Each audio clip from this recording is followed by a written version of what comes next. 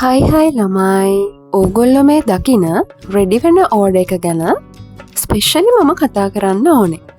මේක මම හරිම්ම ආසාාවෙන් රෙඩි කරපු ඕඩ එකක්. ඕඩ එක ප්ලේස් කරපු කෙනා ලංකාවේ හිටපු කෙනෙක් නෙමෙයි.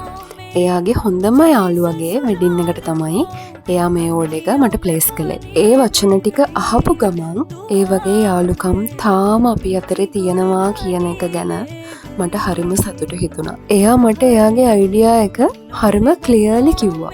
එයාට මොන වගේ ප්ලාන්ට් එකක්ද ඕනේ, එයාට මොන වගේ ඩිසයින් එකක්ද ඕනේ, මොන වගේ අවුට්පුට් එකක්ද එයා බලාපොරොත්තු වෙන්නේ, මොන වගේ ප්‍රයිස් රේන්ජ් එකකටද එයාට යන්න පුළුවන්, එයාගේ ලෝවස්ට් ඇන්ඩ් හයස්ට් බජට් එක කොහොමද, ඒ කියන හැම දෙයක් ගැනම මට රෆ්ලි අයිඩියා එකක් දුන්නා. ඒකෙන් මට හරිම පහසුවක් වුණා එයා බලාපොරොත්තු වෙන ලෙවල් එකටම එයාට අවශ්‍ය අවුට්පුට් එක මට දෙන්න. ඒ වගේම එයා මට එයාගේ අයිඩියා එක දුන්නට පස්සේ කිසිම විදිහකින් ප්‍රෙස් කළේ නැහැ. අරක කරන්න, මේක කරන්න, මේක මේ විදිහට චේන්ජ් කරන්න, එහෙම කියලා කිසිම විදිහකින් මට ප්‍රෙස් කළේ නැහැ. එහෙම වුණාම අපිට අපේ උපරිමයෙන්ම ලස්සනට හරිම ක්‍රියේටිව් විදිහට මේ දේවල් කරන්න පුළුවන්. මම කියන්නේ අයිඩියාස් අපිට දෙන්න එපා කියලා නෙමෙයි. සමහර කස්ටමර්ස්ලා ඉන්නවා 20-30 වතාවක් එකම දේ අපිට රිපීට් කර කර චේන්ජ් කර කර ඇත්තටම හරිම ඇත්තට මේක ඩිසයින කෙනෙක්ට ගොඩක් කරදරයි ඒ විදිහට වෙන එක. ඉස්සෙල්ලම අපිට තියෙන්න ඕනේ, කියන්නේ ක්ලයන්ට් කෙනෙක් නම් ඔයා ඉස්සෙල්ලම ඔයාට තියෙන්න ඕනේ අයිඩියා එකක් මොන වගේ වෙඩින් ෆේවර් එකක්ද මට ඕනේ කියන එක. ඔයාට ඕනම අයිඩියා එකක් අපිට දෙන්න පුළුවන්.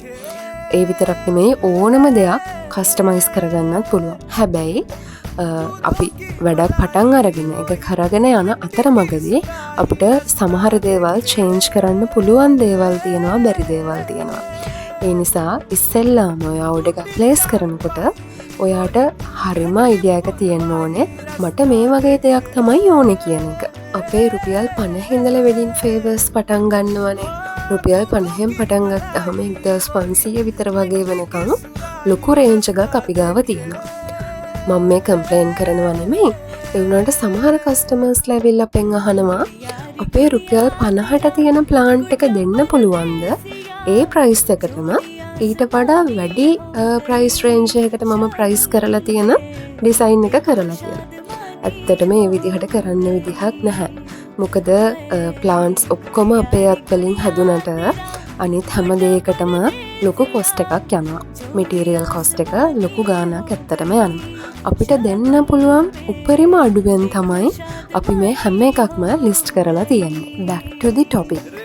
මේ ක්ලයන්ට් ඕනේ වුණා ෆොටෝස් වර්ග වලින් විතරක් මේ ඕඩර් එක හදාගන්න. ඒ වුණාට අපිට හරිම ලිමිටඩ් ටයිම් එකක් තමයි මේ වෙඩින් ඕඩර් එක හදන්න තිබ්බේ.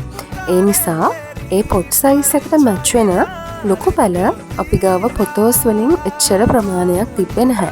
ඒ නිසා ඒ ක්ලයන්ට් කැමති වුණා සකියුලන්ස් එක්ක ෆොටෝස් මික්ස් කරලා මේ වගේ අවුට්පුට් එකක් ගන්න. මේකට අපි පාවිච්චි කරලා තියෙන්නේ ටයිටේනියම් ප්ලස් POP මික්ස් පොට් එකක්. මේ පොට් එක සාමාන්‍යයෙන් 8 cm විතර වගේ වෙන පොට් එකක්. එතකොට මේකේ සයිස් එක පොඩ්ඩක් අපේ අනිත් පොට්ස් වලට සාපේක්ෂව ටිකක් ලොකුයි. ඒ වගේම මේකේ බොක්ස් එක half transparent, මේක ඉස්සරහෙන් transparent පේන වටෙන්ම කවර් වෙච්ච බොක්ස් එකක්. එතකොට මේක එයාට රිබන් එයා සිලෙක්ට් කරේ මේක ගෝල්ඩ් ටච් එකක් දෙන්න කියලා. සිම්ප්ලි ගෝල්ඩ් ටච් එකක් එක්ක white and gold තමයි ඒගොල්ලන්ගේ කලර් තීම්ස් උනේ. ඒ විදිහට මේකේ ගෝල්ඩ් ටච් එකක් අරගෙන දෙන්න කියලා තමයි කිව්වේ. ඒ වගේම ටැග් ඩිසයින් එක මේක චර්ච් ෆන්ක්ෂන් එකක් නිසා ඒ විදිහට ඩිසයින් කරන්න කියලා කිව්වා. කපල් එකක් ඉන්න ඕනේ කියලා චර්ච් ෆන්ක්ෂන් එකකට මැච් වෙන්න ග්‍රීනරි වයිබ් එකක් එක්ක ගෝල්ඩ් ටච් එකක් දීලා ඒ ඩීටේල්ස් ටික ඔක්කොම අපිට එවලා ටැග් එක ඩිසයින් කරන්න කියලා කිව්වා. ඒ විදිහටම මම ටැග් ඩිසයින්ස් 5ක් විතර ඩිසයින් කරලා මේ ක්ලයන්ට් යවුවා.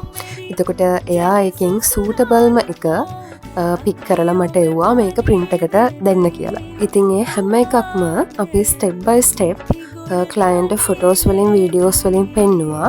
එතකොට තියෙන ඇඩ්ජස්ට්මන්ට්ස් අපිට මොනවා හරි කරන්න තියෙන වෙනස්වීම් තියෙනවා නම් ඒ දේවල් ක්ලයන්ට් මට ඒ වෙලාවල් වලදී කියලා හරිගස්ස ගත්තා. එයාට වෙන්න ඕනි විදිහ මේ විදිහයි කියන එක කියලා එයාට ඕනෙම විදිහට ඒක කරගත්තා. ඇත්තටම මේ ක්ලයන්ට් මාරම සැටිස්ෆයි වුණා අපේ සම්පූර්ණ ප්‍රොසෙස් එකේදී. ඒ වගේම මටත් හරිම සතුටුයි මේ ක්ලයන්ට ඕනෙම දේ මට කරලා දෙන්න පුළුවන් වෙච්ච එක ගැන. ඔය විදිහට තමයි මේ ඕඩර් එක සක්සස් කරගන්න අපිට පුළුවන් වුණේ.